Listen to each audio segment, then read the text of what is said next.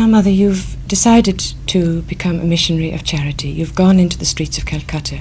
Can you tell me how you actually went about it? Because just to talk about somebody going into the streets and starting a new order and helping the dying, how did you actually, what was your first contact with a dying person?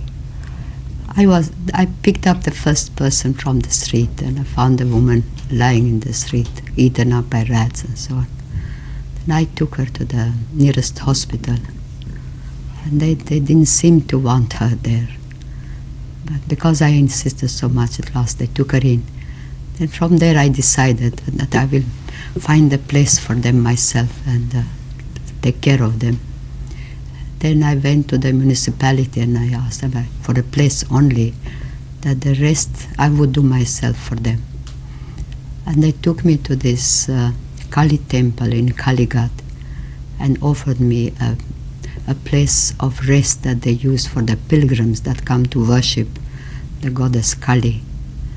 And we have been there for 22 years now, and we have picked over 29,000 people from the streets of Calcutta in these 22 years. Now, when did your sisters start joining you? Because you were alone when you started, when you picked up that first lady. Yes.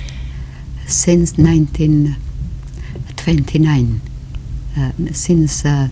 Not 29, that was the year I joined, but since 1949. And how did that happen? Did you ask somebody? Or?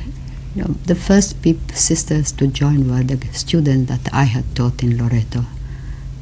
The first group we were about 12 by the time the congregation was established. And since then, girls from all over the world have been joining. What sort of girls were the Indian girls? Were they a very high caste? Mixed. We have high, middle and ordinary. And that is the most beautiful part of these young girls. So fully dedicated and determined to give their all to Christ. And they are all very anxious to live that life of poverty, because for us it's very important. If we really want to know the poor, we must know what is poverty. And that's why in our society, poverty is our freedom and our strength. So that we would have poverty then, in your words, right here, in our homes here in Ireland. You don't have to go to the streets of Calcutta, is that what you're saying?